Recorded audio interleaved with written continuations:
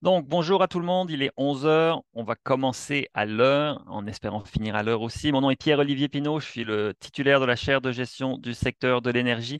J'ai le grand plaisir aujourd'hui de présenter Léo Anthony Rouleau et Julien Descoteaux, deux finissants de la maîtrise en gestion du développement durable de HEC Montréal, qui ont tous les deux travaillé sur la biométhanisation. Léo Anthony plus sur la biométhanisation municipale, mais des matières organiques municipales et des projets municipaux. Et dans le cas de Julien Descoteaux, il a plus travaillé sur les stations d'épuration et le potentiel de biométhanisation des stations d'épuration du Québec.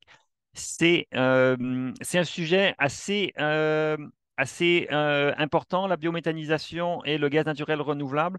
On a besoin de cette source d'énergie-là. Aujourd'hui, le Québec génère 2 millions de tonnes de matière organique par année dans le secteur résidentiel seulement. Et il n'y en a que 3% qui est biométhanisé. Donc, quand on regarde la quantité de matière organique du secteur résidentiel, la moitié est enfouie ou éliminée et un peu faible 3% est biométhanisé. Donc, il y a possibilité de mieux faire. C'est une source d'énergie locale. Et donc, c'est intéressant de voir comment on peut le développer. Ce n'est pas les seules sources, la matière organique pour la biométhanisation. Cette semaine, hier, il y a eu Evelyne Tifo qui a fait un webinaire à la chaire sur la décarbonation de l'UQAM sur la biométhanisation des matières résiduelles forestières. Donc, il y a différentes sources qui peuvent être utilisées pour la biométhanisation. Nous allons nous plonger aujourd'hui vraiment sur les sections municipales. Le webinaire va être séparé en trois périodes. Une première période d'une vingtaine de minutes pour la présentation de Léo Anthony Rouleau et une deuxième présentation donc de Julien Descoteaux pour la deuxième partie. Et on va terminer avec 15-20 minutes de questions. Je vous invite à écrire vos questions dans la section Q et R en bas de votre écran dans Zoom. Vous pouvez les inscrire dès que vous avez la question et pendant la période de questions que je vais animer, je poserai les questions à Léo et Julien. Alors, Léo, je t'invite à partager ton écran et nous allons, Julien et moi, nous allons nous éclipser et revenir un peu plus tard. Léo, la parole est à toi. Que vous voyez ma présentation. Oui, on la voit bien. Excellent. Bonjour à tous. Tout d'abord, un grand merci à M. Pinault qui m'a encadré lors de mon projet d'intégration et qui me donne l'opportunité de partager mes apprentissages aujourd'hui. Mon nom est Léo Anthony Rouleau. J'ai complété ma maîtrise en management et développement durable au mois d'avril dernier. Et aujourd'hui, je vais vous présenter les grandes lignes de mon projet d'intégration qui porte, comme le nom l'indique, sur le traitement des matières organiques par biométhanisation en contexte municipal. L'objectif de mon projet était de présenter les enjeux et les défis entourant le développement de tels projets par des instances municipales au Québec. Pour ce faire, j'ai étudié trois cas concrets de projets ayant été développés ou étant en cours de développement dans la province. Je vais vous les résumer aujourd'hui dans le cadre du webinaire. Donc, au niveau du plan de la présentation, je vais y aller avec une petite mise en contexte. Ensuite, je présenterai la définition de la biométhanisation. Ensuite, je ferai un court portrait du Québec au niveau légal, environnemental et énergétique. Ensuite, nous nous plongerons dans les études de cas. Et finalement, je terminerai avec une petite synthèse et les conclusions de mon projet. Donc, au niveau de la mise en contexte, en novembre 2020, le gouvernement du Québec a dévoilé le plan pour une économie verte 2030, dans lequel il réitérait l'engagement du Québec à réduire ses émissions de GES de 37,5 d'ici 2030 par rapport à leur niveau de 1990. Dans le plan, le secteur des matières résiduelles est identifié comme le cinquième plus grand émetteur de GES au Québec. Plus particulièrement, le gaspillage alimentaire et l'enfouissement des matières organiques sont pointés du doigt comme étant les activités les plus émettrices du secteur. Avec le plan pour une économie verte, le gouvernement mise principalement sur la réduction à la source et sur la valorisation des matières organiques pour réduire l'empreinte carbone du secteur des matières résiduelles. Maintenant, ce qu'il faut comprendre, c'est qu'au Québec, ce sont les municipalités qui sont responsables de la gestion des matières résiduelles produites sur leur territoire. Donc, depuis le début des années 2000, elles sont assujetties à la politique québécoise de gestion des matières résiduelles qui stipule qu'elles doivent établir un plan de gestion qui s'appuie sur le principe des trois ARV, là, donc la réduction, le réemploi, le recyclage et la valorisation. Donc, c'est vraiment à ce niveau-là que la transformation des matières organiques par biométhanisation représente une option intéressante pour les municipalités, car en plus de répondre aux exigences de la politique, ça permet, en fait, la biométhanisation a un attrait économique, soit que les extrants du processus de transformation peuvent être utilisés à des fins internes ou même être vendus. Bien évidemment, la réalisation de ce type de projet est très complexe. Donc, il y a une multitude de facteurs qui sont à considérer pour qu'un projet soit rentable et qu'il ait les effets bénéfiques. Au niveau de la définition de la biométhanisation, comme indiqué, il s'agit du processus naturel de décomposition de la matière organique par des micro-organismes qui s'activent dans des conditions anaérobiques, c'est-à-dire sans oxygène. Donc, c'est un processus qui génère à la fois du biogaz, qui est un mélange qui contient essentiellement du méthane et du CO2, ainsi que du digesta, qui lui est un résidu non dégradé qui est riche en fertilisants. Donc, comme on peut le voir sur le schéma, les deux extrants peuvent être valorisés de plusieurs façons. Si on regarde plus spécifiquement pour le biogaz, à son état brut, il peut être brûlé pour produire de la chaleur. Il peut également servir à alimenter un moteur à cogénération pour produire simultanément de l'électricité et de la chaleur. Et finalement, on peut également le purifier pour en faire du biométhane. Donc, la purification, c'est le processus qui consiste à retirer l'essentiel du CO2 et des autres composés du biogaz de manière à ce qu'il atteigne un niveau de méthane semblable à celui du gaz naturel fossile, donc c'est-à-dire à près de 98 euh, On obtient donc du biométhane, qui est également appelé du gaz naturel renouvelable ou GNR, qui lui ensuite peut être injecté dans le réseau de distribution de gaz naturel, donc au Québec, dans le réseau de Énergie. Ensuite, si on fait un petit survol du cadre réglementaire, donc au Québec, il y a deux lois principales qui encadre la production de GNR et la mise sur pied de projets de biométhanisation. Donc, on parle de la loi sur la régie de l'énergie et la loi sur la qualité de l'environnement. Ici, dans cette diapositive, là, parmi les éléments importants à mentionner, en 2016, le gouvernement du Québec a adopté la politique énergétique 2030, dans laquelle il déclarait vouloir augmenter de 25 la production totale d'énergie renouvelable et augmenter de 50 la production de bioénergie comprenant le GNR d'ici 2030. Également, en 2011, le gouvernement a adopté la politique québécoise de gestion des matières résiduelles. Donc, dans son plus récent plan d'action qui découle de cette politique, le gouvernement s'est donné comme objectif de réduire à 525 kilos ou moins la quantité de matière éliminée par habitant par année et de recycler au moins 60 des matières organiques avant 2023. Donc là, on a dépassé cette date-là, mais les données n'ont pas été publiées encore. Donc, on ne peut pas statuer sur la réussite. Et finalement, un autre point important, c'est le programme de traitement des matières organiques par biométhanisation et compostage, qui est un programme de subvention que le gouvernement a lancé en 2009 et qui est un peu la pierre d'assise là, pour les projets au niveau municipal sur lesquels les municipalités là, se sont vraiment appuyées pour aller chercher une aide financière. Si on le regarde plus dans le détail, là, ici à droite, vous avez le tableau des demandes qui ont été faites pour les projets de biométhanisation. Donc, on voit qu'à ce jour, il y a seulement 10 demandes qui ont été effectuées. Ensemble cumulés, elles représentent des investissements de 897 millions et elles ont reçu un total de, à ce jour, 356 millions, incluant les dépenses réelles et prévues. Ensuite, au niveau de la situation actuelle dans le secteur des matières résiduelles au Québec, ce n'est pas très reluisant. Donc, la quantité de matières résiduelles générées dans la province a augmenté dans les dernières années. En 2021, ce sont 6 160 000 tonnes de matières résiduelles qui ont été éliminées, donc une augmentation de 5 par rapport à 2018.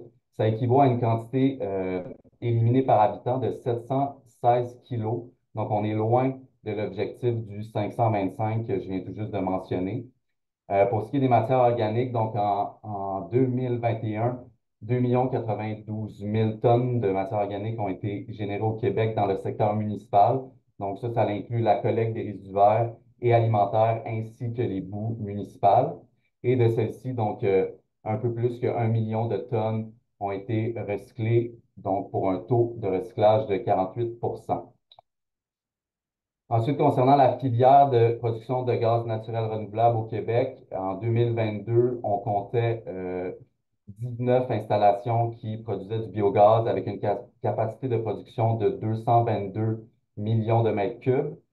Parmi celles-ci, il y avait trois installations qui sont au niveau municipal pour une production de un petit peu plus que 5 millions de mètres cubes. On peut ajouter aussi à cela le projet de la Ville de Québec dont l'usine est entrée en fonction là, en 2023.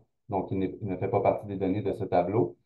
Et pour ce qui est des projets de production de GNR, donc on comptait six installations au Québec, lesquelles avaient une capacité de production annuelle de 126 millions de mètres cubes.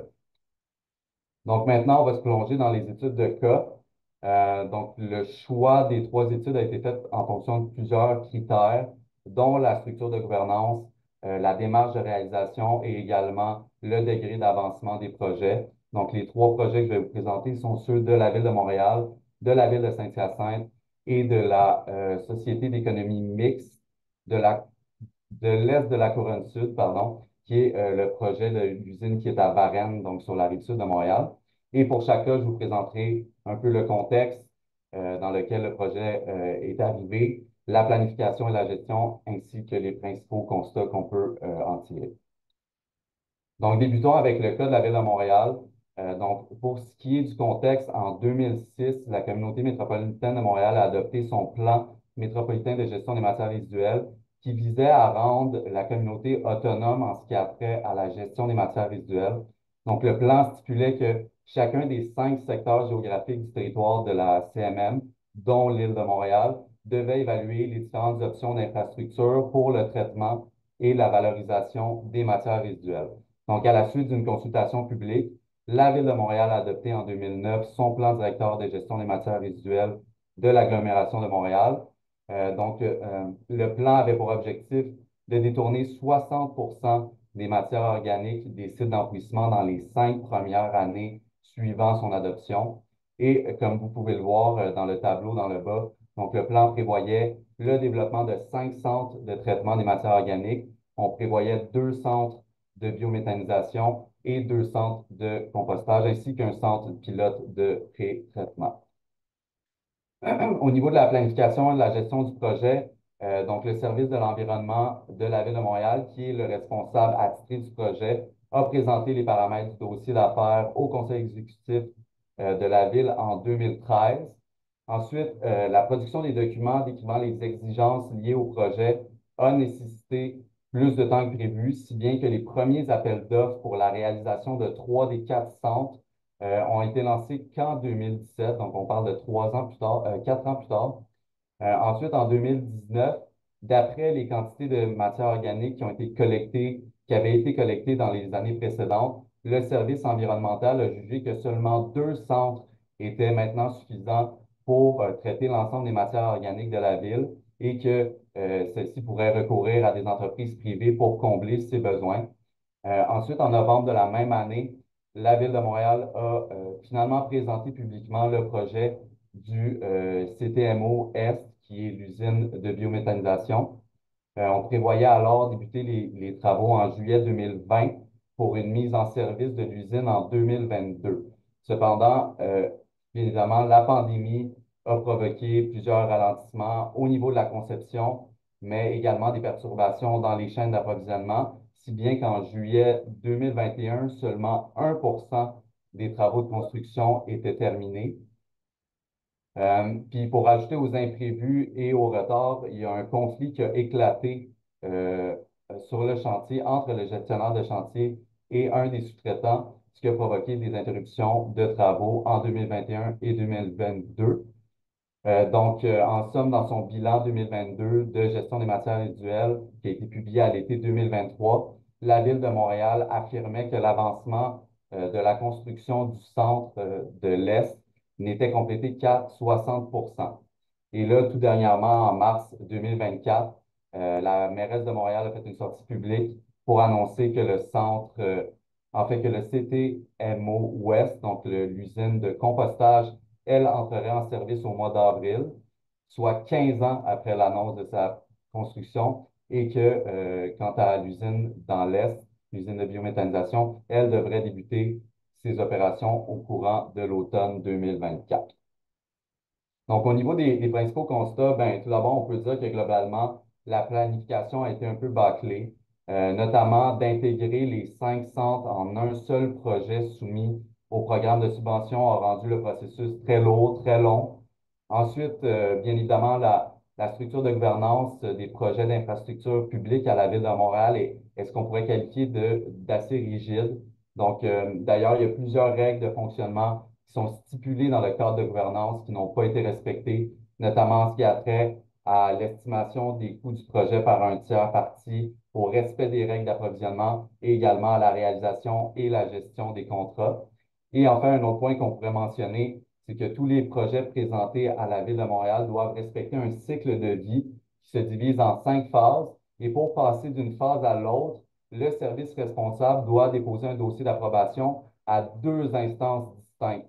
Donc, considérant toutes les modifications qu'il y a eu, le nombre d'acteurs impliqués, ben, c'est normal que finalement la réalisation des centres ait accusé des retards importants.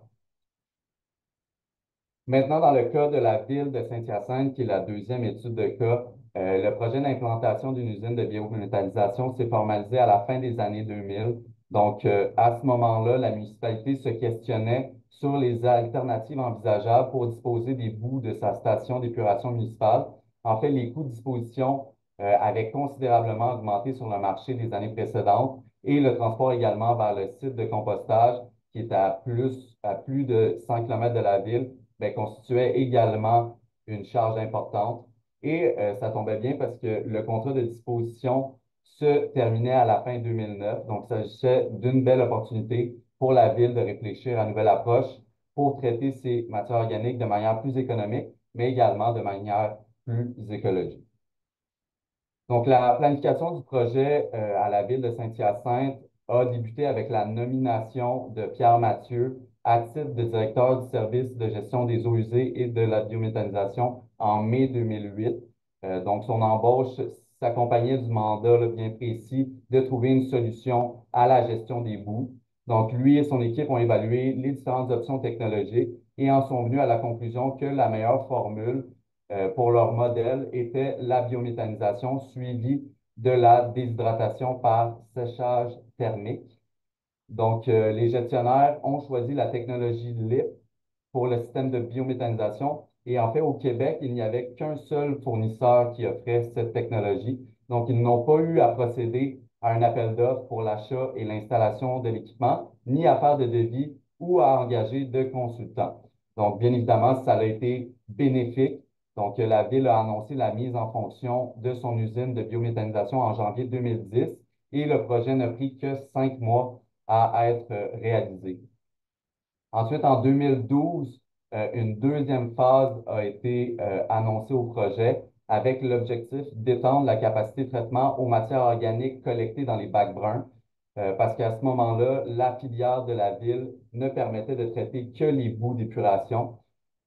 Ensuite, pour pouvoir optimiser sa nouvelle capacité de production, la ville a signé une entente de 11 ans en décembre 2014 avec la Régie intermunicipale d'Acton et des Mascoutins, la RIAM, pour recevoir et traiter les matières organiques des bacs bruns provenant des 25 municipalités desservies par la RIAM.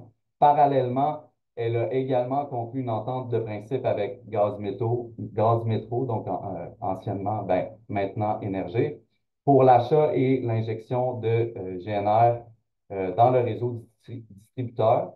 Donc, la mise en opération complète et officielle de l'usine a finalement été confirmée en janvier 2018 avec la réception des derniers certificats d'autorisation du ministère de l'Environnement, notamment pour l'injection du biogaz dans le réseau de Gaz Métro. Donc, ça mettait fin à plusieurs années d'attente, au cours desquelles la ville a même dû écouler ses surplus de gaz, de biogaz, en les brûlant à la torchère directement. Ensuite, bien qu'ils aient signé une entente avec la RIAM en 2014, 4 ans plus tard, en 2018, la ville de Saint-Hyacinthe ne traitait toujours pas les matières organiques issues des bacs bruns de la RIAM, faute de la présence de contaminants dans les bacs qui causaient d'ailleurs débris d'équipement. Donc, pour tenter de régler le problème, le maire de l'époque a effectué une tournée des quartiers pour essayer de sensibiliser les citoyens à ne mettre que des matières organiques dans les bacs bruns. Cependant, ce fut sans succès et la ville a dû se résoudre à résilier son contrat avec l'ARIAM en octobre 2019. Ensuite, la ville a aussi rencontré des difficultés dans la disposition de son digesta parce que c'est une matière fertilisante qui n'était pas intéressante pour les agriculteurs en raison de sa teneur élevée en phosphore. Et le tout a culminé en 2022, alors que 2 reportages de Radio-Canada ont exposé les risques de présence de PFAS, qu'on appelle les contaminants éternels, dans les boues d'épandage. Et dans le fond, les reportages ne portaient pas sur le cas de la ville de Saint-Hyacinthe, mais ça remettait en question l'utilisation du digesta dans les champs à des fins fertilisantes. Donc, c'est ça, les reportages faisaient référence à une situation qui s'était produite dans le Maine, mais ça a quand même eu des répercussions sur la ville de Saint-Hyacinthe, qui a même perdu donc 11 récepteurs, 11 clients à la suite de la diffusion des reportages. Et le conseil municipal de la ville de Saint-Hyacinthe a même pris la décision de déposer une plainte à l'Ombudsman de Radio-Canada en mai 2023, mais celle-ci a été rejetée. Pour ce qui est des principaux constats, ben, ce qui était annoncé au tout début comme un exemple de réussite ne fut finalement pas un long fleuve tranquille. Donc, le premier constat qu'on peut tirer, par contre, c'est que c'est beaucoup plus simple de réaliser un projet lorsque le besoin est clairement défini. La ville de Saint-Hyacinthe se trouvant devant une problématique au niveau de la gestion de ses boues, elle a recruté un expert dans le domaine en Pierre Mathieu, Monsieur Pierre Mathieu, et lui, dans le fond, a bénéficié d'une marge de manœuvre appréciable. Il a pu s'entourer de professionnels en emploi de la ville et réaliser le projet entièrement à l'interne. Ensuite, l'exemple de la ville de Saint-Hyacinthe illustre bien la complexité du cadre réglementaire de l'énergie au Québec. La ville devait obtenir une autorisation ministérielle pour pouvoir injecter le GNR dans le réseau de gaz métro. Or, ça a pris plus de 2 ans à l'obtenir et dans ce délai, ben, non seulement il y a eu un manque à gagner pour la ville, mais elle a dû se débarrasser de son excédent de GNR en le brûlant inutilement. Et finalement, le cas de la ville de Saint-Hyacinthe démontre bien que la réussite financière d'un projet d'usine de biométhanisation dépend de l'implication et de la coordination d'un grand nombre de parties prenantes, particulièrement au niveau de l'approvisionnement et de la gestion des extrants. Donc, pour assurer une quantité satisfaisante d'intrants et d'optimiser la production de l'usine, la municipalité a dû signer une multitude d'ententes avec les municipalités environnantes, avec des entreprises agroalimentaires locales. Et ben, dans le cas de l'entente avec l'ARIAM, ça s'est avéré vraiment un gouffre financier pour la ville à cause de son incapacité à traiter les matières organiques collectées. Et bien évidemment, à l'autre bout de la chaîne, la valorisation du digesta a également apporté son lot de défis qui ont occasionné des coûts supplémentaires. Maintenant, pour ce qui est de la CEMEC, qui est ma dernière étude de cas, c'est en réponse aux exigences de la politique québécoise de gestion des matières résiduelles que les MRC de la vallée du Richelieu, de Marguerite, Diouville et de Rouville se sont regroupés en 2010 pour mettre sur pied un centre de traitement de biométhanisation. Considérant l'ampleur du projet et de manière à pouvoir y intégrer des capitaux privés, les 3 MRC se sont associés avec la société Biogaz EG pour fonder la Société d'économie mixte de l'Est de la Couronne Sud. Donc, au niveau de la planification, le projet a été annoncé en 2010. Cependant, son développement était tributaire de l'obtention de subventions de la part des 2 paliers gouvernementaux. En ce sens, la CEMEC a reçu une première aide financière du ministère de l'Environnement du Québec en février 2014 qui a donné le coup d'envoi au projet. La même année, la CEMEC a procédé à l'acquisition d'un terrain dans le parc industriel Novoparc à Varennes pour y construire l'usine de biométhanisation. Cependant, au moment de l'acquisition du terrain, la CEMEC n'avait toujours pas obtenu toutes les autorisations du ministère nécessaires pour débuter les travaux de construction. Donc, à ce moment-là, on envisageait que la période de construction s'échelonnerait jusqu'à la fin 2016 pour une mise en activité au début 2017. Cependant, le certificat d'autorisation a finalement été obtenu par la CEMEC en octobre 2016, soit après un peu plus d'un an d'attente. Et donc, la première pelletée de terre a eu lieu en décembre 2016 seulement. Ensuite, un peu plus d'un an plus tard, en janvier 2018, l'usine de biométhanisation débutait ses opérations. Donc, dès la mise en opération de l'usine de biométhanisation, des discussions ont été entamées entre la CEMEC et l'agglomération de Longueuil pour étudier la possibilité de traiter les matières organiques de l'agglomération au centre de traitement de Varennes. Donc, l'agglomération de Longueuil examinait depuis déjà plusieurs années l'option de construire une usine sur son territoire, mais le projet comportait certains risques au niveau de l'acceptabilité sociale et également certains risques financiers. C'est ainsi qu'en février 2019, donc l'agglomération de Longueuil, qui regroupe les villes de Longueuil, Boucherville, Saint-Lambert, Brossard et Saint-Bruno-Montarville, et la CEMEC ont conclu finalement une entente de service d'une durée de 40 ans pour desservir les citoyens de l'agglomération. Donc, l'entente prévoyait également l'agrandissement des installations à Varennes, incluant la construction de 3 nouveaux digesteurs et d'autres équipements de traitement. Oh, pardon. Et finalement, en décembre 2021, la CEMEC signait une autre entente, cette fois-ci avec Énergir, pour la vente du GNR qui serait produit à l'usine de biométhanisation. Et le transfert des premières molécules a eu lieu là, en 2022. Le cas de la CEMEC au niveau des constats est intéressant à analyser parce qu'à la différence des deux autres études de cas, il y a un partenaire privé qui est impliqué dans le projet. Donc, le partenariat des trois MRC avec la société Biogaz EG a notamment permis de répartir les risques financiers et opérationnels et également de s'associer avec un acteur qui possédait de l'expérience dans le domaine. Également, la décision de l'agglomération de Longueuil de conclure un accord avec la CEMEC expose bien le dilemme qui existe entre développer soi-même un projet à l'interne ou bien s'associer et profiter d'installations existantes. Donc, l'entente avec la CEMEC a permis à l'agglomération de transférer les risques financiers, mais aussi de s'éviter, là, c'est ça, la grogne de la population quant au bruit, aux odeurs que peuvent générer là, une usine de biométhanisation. Et ça permet de l'autre côté à la CEMEC là, d'optimiser ses installations. Donc, c'est vraiment un exemple de situation gagnant-gagnant. Donc, donc c'est ça, les trois études de cas là, présentées précédemment mettent en évidence les enjeux et les avantages potentiels au développement d'un projet de biométhanisation en contexte municipal. Donc, bien que les trois projets aient été planifiés et gérés de manière différente, on peut quand même faire des parallèles intéressants entre les trois démarches. Tout d'abord, au niveau économique, bien évidemment, le développement d'infrastructures requiert des investissements substantiels.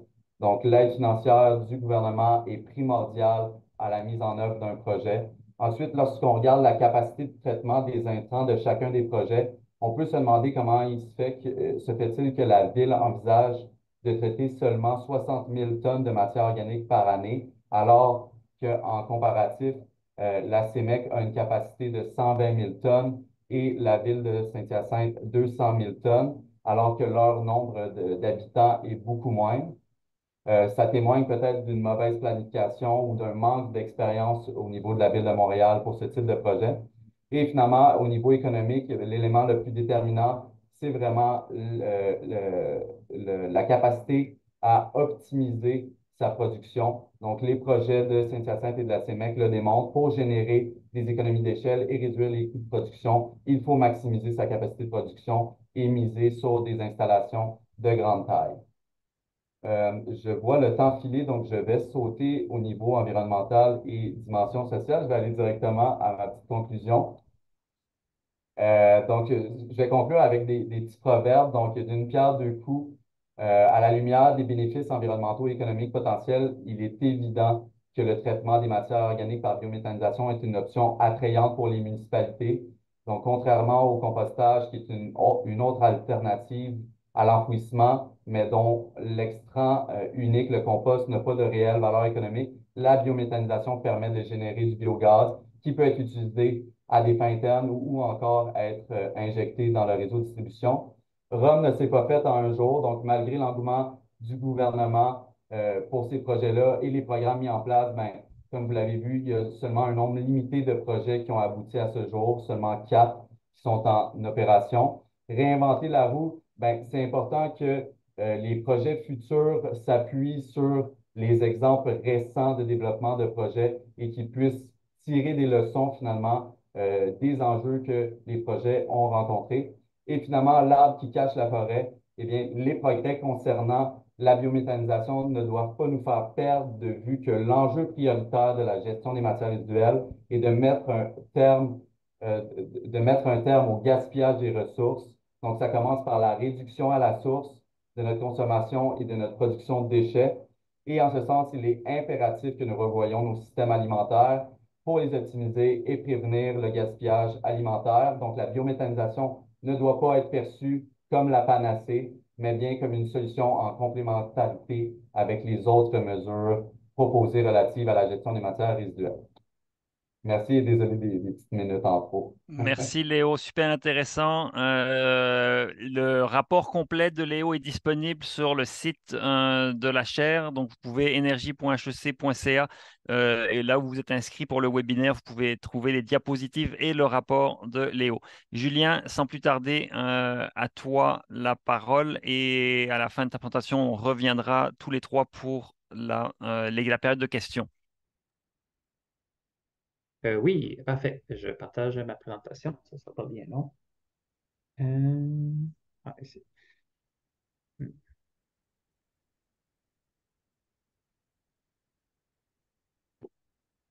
Hmm. OK, voilà. Mon projet, moi, je me suis vraiment concentré sur l'aspect des centres d'épuration et de leur potentiel énergétique. Euh, à l'agenda, un peu le contexte de qu'est-ce qui m'a poussé à faire cette recherche-là. Ensuite, un peu c'est quoi les eaux usées au Québec, l'état au Québec, en fait, de ça. Et ensuite, une revue de littérature que j'ai pu tirer des conclusions et des recommandations ensuite. On en a parlé un peu tantôt. Plan pour une économie verte à l'horizon 2030. On veut 10 de gaz naturel renouvelable dans le réseau au Québec. C'est quelque chose qui est visé par, entre autres, Énergir, justement, aligné avec ça. Au gaz naturel au Québec, aujourd'hui, qu'est-ce qu'on consomme? On consomme 225 pétajoules de gaz naturel, avec un peu de renouvelable là-dedans. Si on atteint cette cible-là de gaz naturel renouvelable de 10 avec aussi en appliquant l'efficacité énergétique de 25 possible selon les rapports de l'achat d'énergie, on aurait besoin de 17 pétajoules de gaz naturel renouvelable, toutes sources confondues. Euh, et en ce moment, on en a 4. Puis ensuite, je me suis questionné sur pourquoi est-ce qu'on valorise peu ou aussi peu les boues d'épuration au Québec, alors que ça semble être quelque chose qui est beaucoup plus développé ailleurs dans le monde. Les eaux usées au Québec. Au Québec, on génère plus de 2000 millions de mètres cubes d'eau usée par année. C'est vraiment beaucoup. En Ontario, qui est une province qui a plus de population que nous autres, en la même année, il y avait 1 million 900 000 millions de mètres cubes, donc moins d'eau usée. Donc, par personne, c'était beaucoup moins élevé. On est un des plus grands consommateurs d'eau au monde, si pas le plus important pour le Québec. En Europe, ils consomment la moitié ou même le tiers de ce qu'on fait au Québec. Par personne, encore une fois. Ces eaux usées-là, ça fait quoi? Ça fait des boues, après leur traitement, ça fait des boues d'épuration. Donc, les boues d'épuration, en 2021, on avait 794 000. Donc, c'est beaucoup. Et ensuite, on a 848 stations d'épuration en 2023 et le nombre continue d'augmenter à chaque année au Québec. Euh, donc, c'est quoi nos stations d'épuration au Québec? Je trouve ça intéressant de le présenter comme ça. On a 14 stations qui traitent 63 du volume d'eau usée du Québec et 32 de grande taille qui traitent 16 du volume d'eau usée.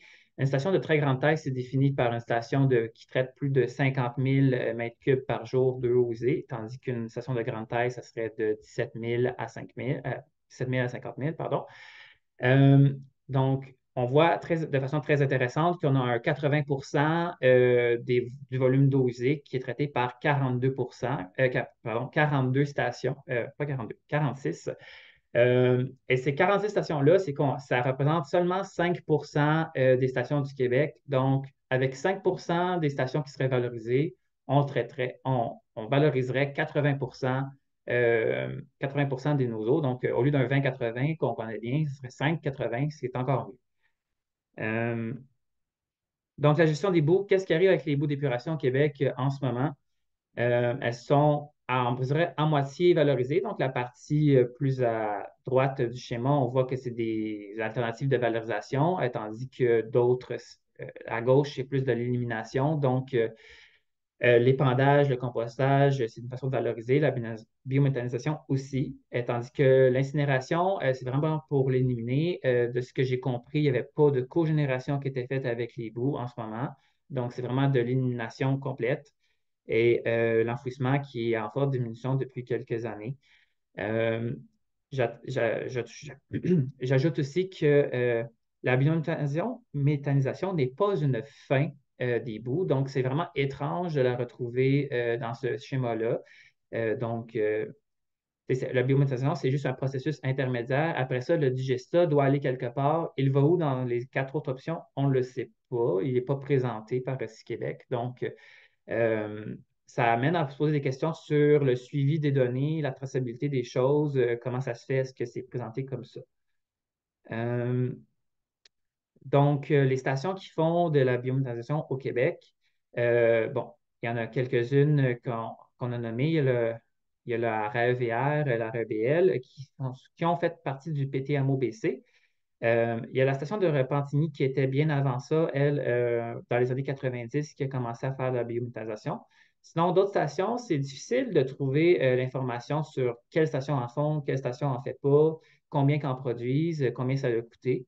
C'est le cas pour les stations de Gatineau, Châteauguay, Rosemère-Lorraine. On sait qu'elles font de la biométhanisation, on ne sait pas combien ça a coûté, on ne sait pas combien qu'ils produisent d'énergie, comment qu'ils utilisent l'énergie. Euh, Si le projet avait été un mémoire plutôt qu'un projet de recherche plus simple, il aurait vraiment fallu interroger ces acteurs-là directement pour avoir l'information. Et même là, est-ce qu'elle aurait été disponible? On peut se poser la question. Euh, il y a aussi, ça, c'est les stations que j'ai réussi à identifier qui font uniquement du biogaz à partir des boues. Donc, on a parlé de Saint-Hyacinthe tantôt. Donc, Saint-Hyacinthe, une usine de biométhanisation qui biométhanise d'autres choses que les boues sur son site, mais le site est sur le site de la station d'épuration. La station de biométhanisation de Québec va aussi utiliser les boues d'épuration des différentes stations de Québec. La CEMER à Rivière-du-Loup utilise aussi des bouts d'épuration pour son processus et même chose pour la CEMEX qui a été mentionnée à la présentation précédente. Donc, avec tout ce que j'ai nommé, on nomme 10 stations de grande taille ou de très grande taille qui valorisent déjà leurs bouts. Donc, sur nos 46, on en a déjà 10. C'est quand même pas si mal, mais il y a encore du chemin à faire. Donc, comment est-ce que les boues peuvent être valorisées et comment les eaux usées, on peut faire de l'énergie? Bien, on le sait bien, c'est le méthane, le gaz naturel renouvelable, la biométhanisation. Mais il y a aussi d'autres choses qui peuvent être intéressantes à explorer dans un futur peut-être proche ou lointain, dépendamment de à quel point on peut avoir de l'audace. Donc, la valorisation des rejets thermiques, c'est quelque chose qui est nouvellement exploré au Québec. Il n'y a pas de projet par rapport aux eaux usées encore. Comment on peut valoriser nos rejets thermiques des eaux usées? C'est par des calporteurs. Donc, les eaux des stations d'épuration ou même dans les égouts aussi, on peut utiliser cette chaleur-là pour l'utiliser dans les besoins de chauffage à différents usages. On peut aussi utiliser des rejets thermiques dans une centrale de cogénération. Donc, si on incinère les boues, on a des rejets thermiques. On a aussi de l'électricité en cogénération. Donc, ça peut être très intéressant. Euh, il y a aussi bon, des processus expérimentaux de faire de l'électricité en traitant les boues. Donc, avec des bactéries électrogènes, il pourrait être possible de faire de l'électricité, mais c'est à un stade très expérimental en ce moment. Sinon, l'hydrogène, pour les adeptes de cette forme d'énergie-là, le biogaz qui est produit, c'est majoritairement du méthane et du CO2, mais il y a aussi une petite partie d'hydrogène qui est dans ce biogaz-là, 1 à 2 qui peut être aussi extrait, bien que ce soit une petite quantité. Il y a de l'hydrogène par des processus expérimentaux, encore une fois, donc des processus photobiologiques, donc comment on va traiter les boues. Au lieu de faire du biogaz, on pourrait faire de l'hydrogène complètement. Et enfin, il y a d'autres combustibles biologiques qui peuvent être intéressants d'utiliser, comme du hydrochar ou du biopétrole. Donc, qu'est-ce qui est intéressant avec la digestion aérobie et les eaux usées, c'est qu'il y a deux moments qu'on peut faire de la digestion en aérobie avec les eaux usées. Ça peut être une méthode de traitement, puis ça peut être pour valoriser les boues. Donc, pour traiter les eaux usées, rapidement, les eaux usées peuvent être traitées de deux façons là, à un niveau plus avancé. Il y a par des processus physico-chimiques ou des processus biologiques. Puis dans les processus biologiques, on peut le traiter par façon aérobie, ce qui est le cas de la grande majorité des stations au Québec, sinon pas la totalité. Euh, ou par processus anaérobie, qui est plus le cas dans les installations européennes. Donc, pourquoi est-ce que c'est intéressant de traiter les boues, de traiter nos eaux usées par ces moyens-là? C'est parce que on peut voir ici sur l'image à côté d'une étude de 2008, donc ça fait déjà longtemps que c'est fait, qu'on peut utiliser, ça prend de l'énergie supplémentaire pour traiter par façon aérobie. Ça crée beaucoup de boues d'épuration qu'ensuite, il faut les éliminer d'une certaine façon. Donc, les camions, c'est plus long à transporter, c'est plus lourd, ça coûte plus cher. Ça coûte plus cher aussi de les mettre dans un sud d'enfouissement ou de les incinérer. Donc, bref, beaucoup plus de coûts, beaucoup plus d'espace nécessaire, tandis que du processus anaérobie, on réduit grandement notre volume, comme vous pouvez voir sur l'image, en plus de produire du biogaz, ce qui est grandement apprécié. Euh, donc, en comparaison, c'est quoi le potentiel de biogaz des stations d'épuration? Comme vous pouvez voir, ici, on a un graphique de l'Agence internationale de l'énergie sur les différentes façons de produire du biogaz. Puis, vous voyez que sur le graphique original, il n'y a pas les stations d'épuration parce que le potentiel est extrêmement variable. Donc, l'IAA a refusé ou s'est abstenu de mettre ça sur un graphique parce que c'était trop variable. Pourquoi est-ce que c'est variable? Parce que ça dépend de la quantité et de la qualité des matières en suspension dans les eaux usées et des traitements supplémentaires qui sont faits sur ces eaux usées-là. Certains traitements supplémentaires pourraient augmenter le rendement comme l'ozonification. Euh, mais j'ai mis à peu près le point où est-ce qu'il devrait se situer d'après la référence que j'avais qui parlait de feedstock, là, les intrants en termes de boue. Donc, je ne voulais pas utiliser les intrants en termes de capacité de matière en suspension traitée parce que ça donnait un chiffre qui était trop élevé. Donc, je me suis dit que ça devrait être plus comme ça. Aussi, ça aurait du sens que les stations d'épuration, on ait quelque chose qui ressemble à celui-là des vaches et des moutons, ou même la moitié de ça, euh, puisqu'on a beaucoup de matière fécale humaine. Donc, les matières fécales, ce n'est pas quelque chose, comme vous voyez, qui produit beaucoup en comparaison à des résidus industriels, alimentaires ou agricoles. Donc, qu'est-ce qu'on produit en biogaz au Canada? Au Canada, d'après l'estimation de la Canadian Biogas Association, on produit 2,9 pétajoules d'énergie. Là, le graphique peut mener à confusion. On n'a pas la quantité produite par province d'énergie. On a seulement un graphique qui présente le nombre de stations par province qui produisent du biogaz. Donc, on voit que l'Ontario est le leader en termes de nombre de stations et probablement aussi en quantité. On ne se le cachera pas. Le Québec n'est pas un leader là-dessus. Donc, puis on peut voir que, bon, comment ça se fait qu'on n'a pas les données plus précises?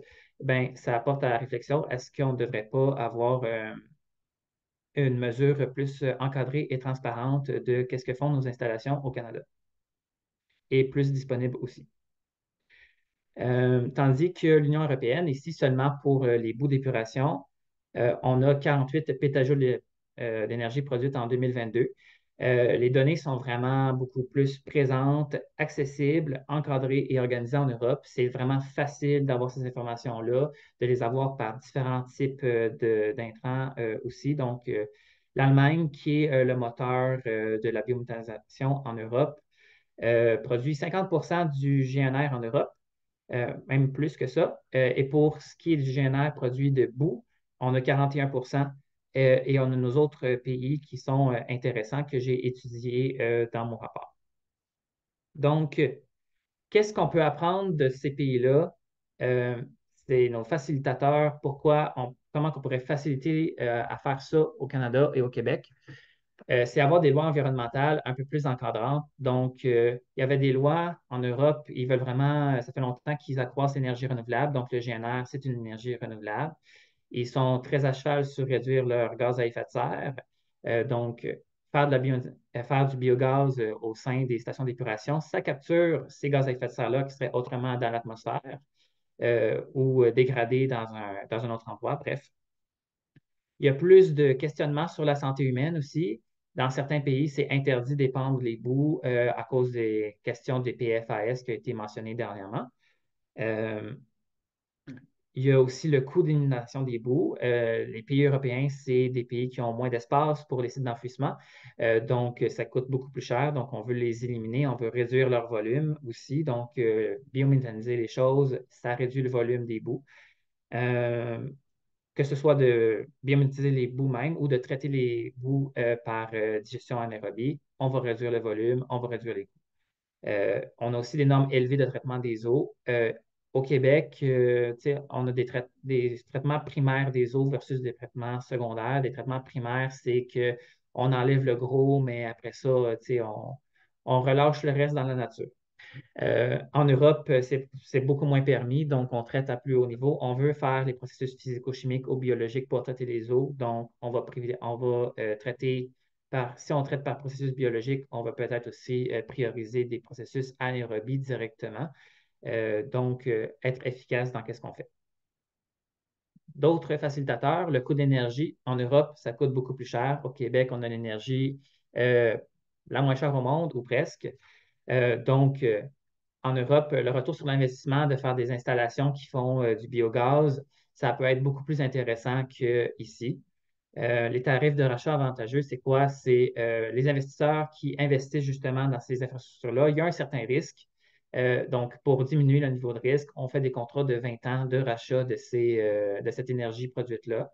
Donc, ça sécurise les investisseurs. La disponibilité de l'espace, ça, j'en ai parlé. Donc, en Europe, il y a moins d'espace. On veut vraiment prendre le moins d'espace possible. Et aussi, il y a une vision holistique des eaux usées pour on peut voir ça comme une source d'énergie, une source de matériaux. Le paradigme au Québec est bien différent. Euh, Comme vous savez, si vous êtes québécois, l'eau, c'est une substance abondante et bon marché. Le consommateur moyen ne paye pas son eau. Dans d'autres pays, on paye notre eau. Donc, peut-être un peu changer notre vision de l'eau pour ça. Une belle illustration tirée des Pays-Bas, c'est que on voit les différents extraits possibles qui sont valorisables de nos eaux usées. Donc, la cellulose pour faire des biomatériaux. Euh, il y a la vivianite. La vivianite, c'est la récupération du phosphore qui est très, très développée en Europe, justement, parce que en agriculture, on peut jusqu'à 14 des eaux, les eaux usées du monde ont jusqu'à 14 du phosphore nécessaire pour l'agriculture. Donc, si on récupère ça, ça va coûter beaucoup moins cher en engrais, puis on va le récupérer beaucoup plus proche de où on en a besoin. Euh, il y a le CO2 qui peut être utilisé à différents usages aussi, le gaz naturel, bien évidemment, et l'énergie thermique. Donc, Au Québec, la conclusion, c'est quoi? C'est quoi le potentiel énergétique de la valorisation des eaux usées du Québec? En biogaz, ça serait 0,86 pétajoules à 1,5 pétajoules. C'est pas beaucoup, mais c'est une estimation grossière aussi. Puis c'est pour notre 5,80 là, que j'ai présenté au début. Donc, si on valorise notre 5 de station et notre 80 d'eau usée, eh bien, on aurait ce volume-là. Euh, mais vous savez que justement, à cause de la variabilité de production et la qualité des eaux usées, on peut avoir plus ou moins.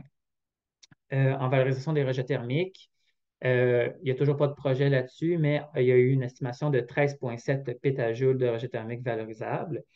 Et aussi, une autre chose très intéressante, c'est que la majorité, sinon pas la totalité du biogaz GNR produit dans les stations d'épuration sert à leur propre opération et que le surplus est souvent torché. Au Canada, on torche 40 du biogaz produit dans les stations. Euh, dans certains pays d'Europe, comme la Suède aussi, il y a du torchage, donc on n'est pas les seuls à torcher notre surplus, à défaut d'avoir une façon de le stocker. Donc, qu'est-ce que je recommande? Il faut vraiment opérer un changement de paradigme au lieu de penser que que les eaux usées sont une substance abondante et bon marché, que l'eau est abondante et bon marché. On peut penser que ça serait une source d'énergie et de matériaux. Il faut vraiment améliorer notre collecte des données, la disponibilité. Et ça peut se faire par des lois environnementales plus strictes, justement. Donc, il faudrait que ça soit beaucoup plus facile d'accéder aux données de où est-ce qu'ils vont les bouts, quelle station produit du biogaz, quelle quantité de biogaz, combien ça a coûté faire ces stations-là, ces installations-là, comment ça, c'est difficile à ce point-là d'obtenir ces informations-là. Pourquoi est-ce qu'il faut devoir appeler chaque acteur, chose que je n'ai pas eu le temps de faire, mais qui aurait été faite dans un mémoire beaucoup plus long. Euh, donc, bref, comment ça, est-ce que c'est aussi complexe que ça ici? Euh, Continuer les programmes de suspension. Le PTMOBC a permis de développer cette filière-là, mais il y a beaucoup de chemin à faire et il faut faciliter, encore une fois, les investisseurs, donc avec des tarifs de rachat, entre autres. Et il faut aussi assurer une valorisation énergétique multiniveau combinée à d'autres stratégies d'économie circulaire, comme j'ai présenté à la diapositive précédente. Enfin, bon, c'était pas dans les recommandations de mon rapport, mais un projet jamais fini. On continue toujours d'y réfléchir, même quand on l'a remis. Donc, j'ajoute des pistes d'exploration supplémentaires.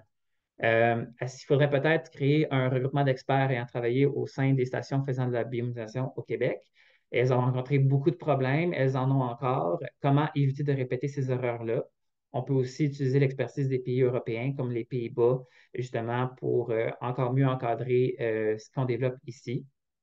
Il faudrait aussi réaliser une recherche sur l'économie circulaire et la possibilité de symbiose industrielle pour les stations d'épuration du Québec. Comme j'ai dit, la symbiose industrielle, c'est justement utiliser les intrants, les extrants, donc les déchets d'une usine pour être les intrants d'une autre. Donc, ce serait vraiment important d'étudier ce potentiel-là. Et enfin, étudier le potentiel réel de la station Jean-R. Marcotte à Montréal.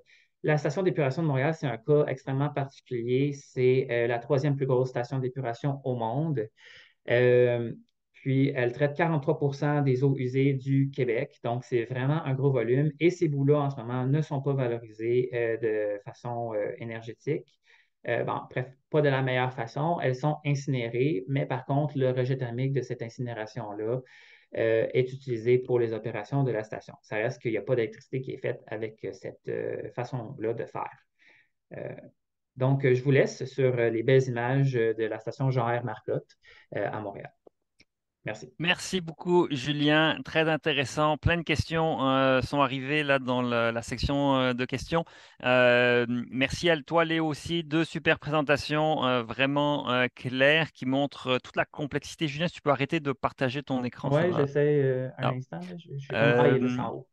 et qui montre toute la complexité du secteur avec tous les enjeux légaux, réglementaires, de financement, d'alignement des acteurs.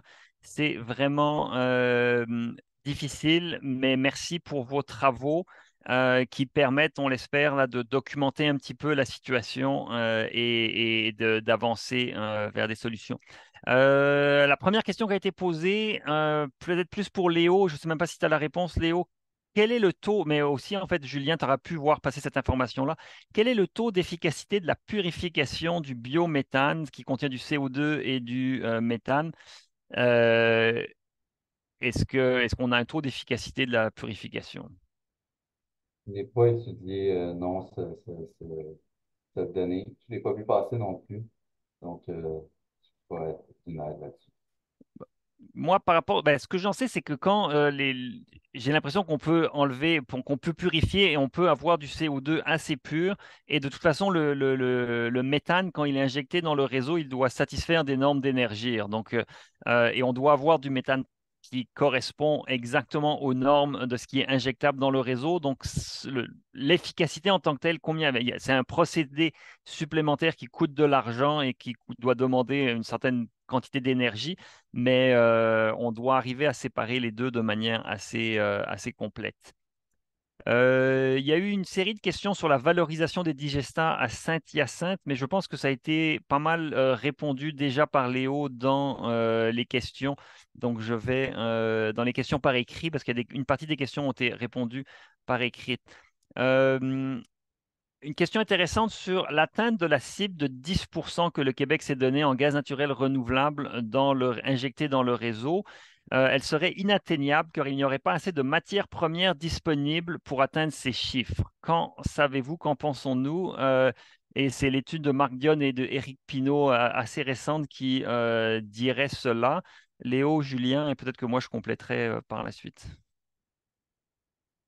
Oui, ben, j'ai lu leur étude, puis c'est vrai que dans le fond, tu sais, le potentiel technico-économique dit qu'on pourrait le dépasser, cette quantité-là, mais c'est une très grande proportion viendrait des résidus forestiers, qui est vraiment une filière qui n'est pas beaucoup développée présentement. Donc, c'est sûr que si on regarde dans la situation actuelle, effectivement, il y a matière à douter, surtout si c'est du côté justement municipal, les quantités qui sont générées sont encore très marginales.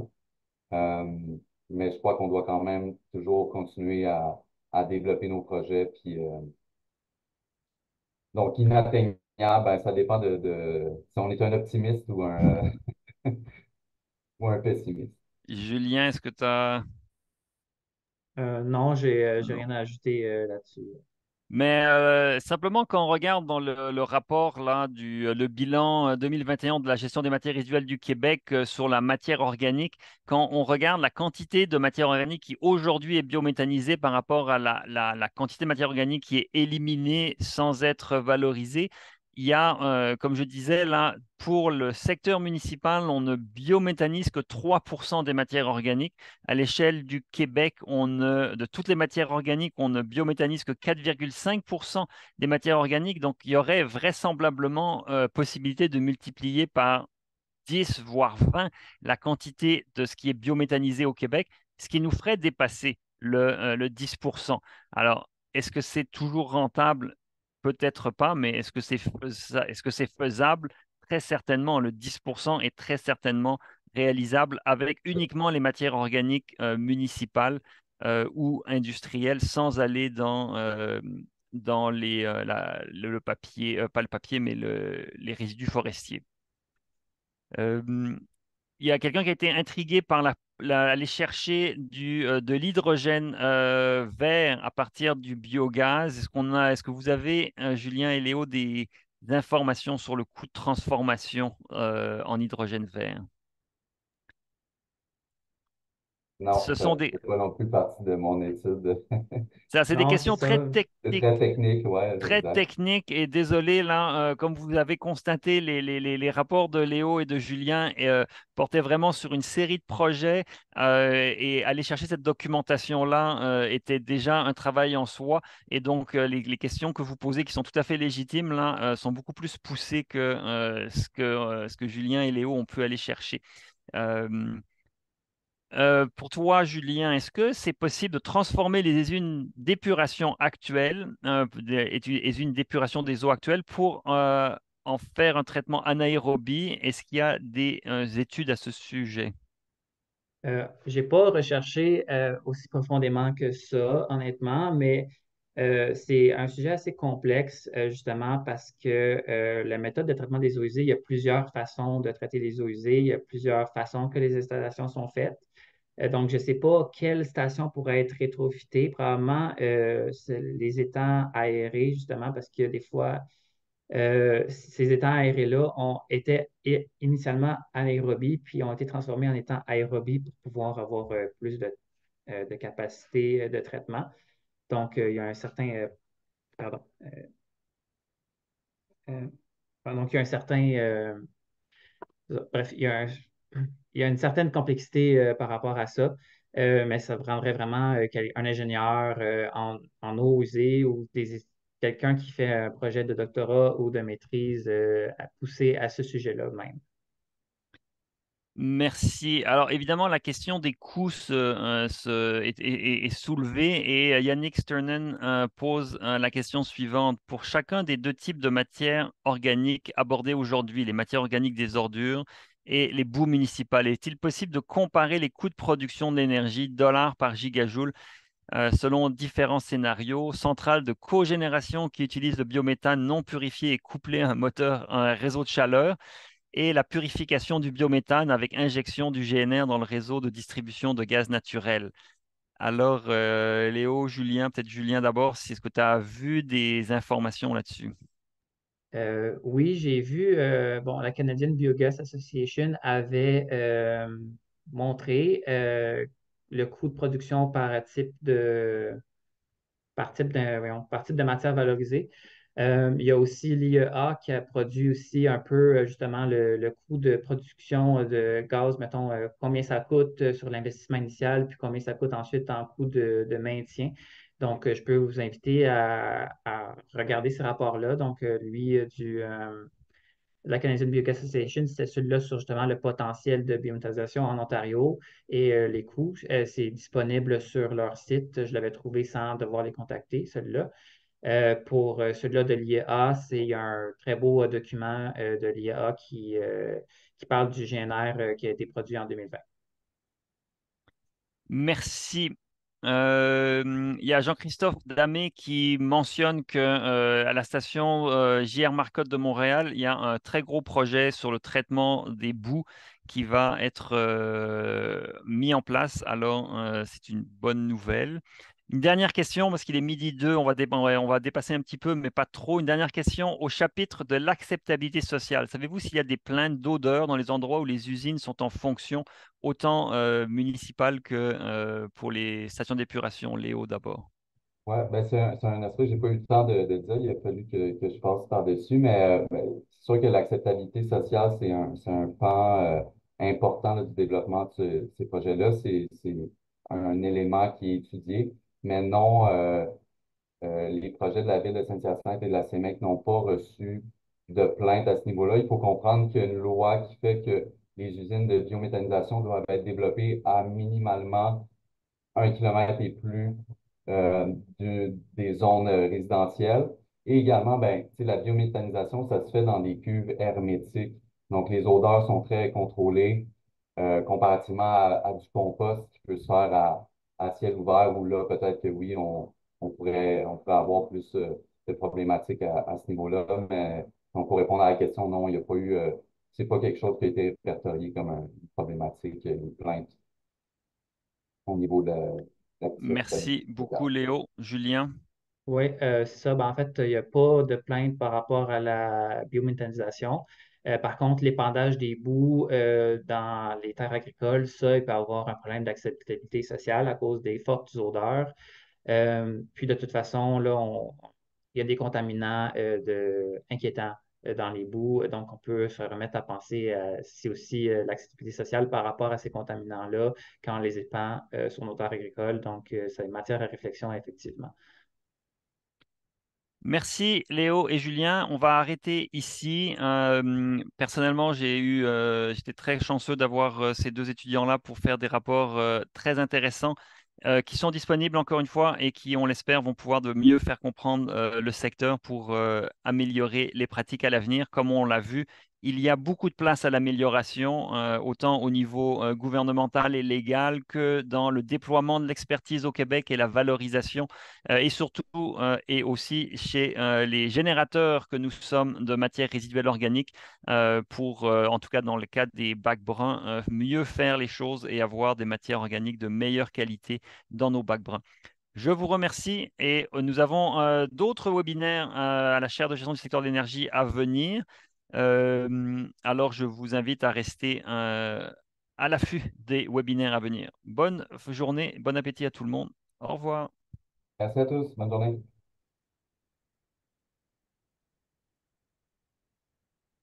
Merci.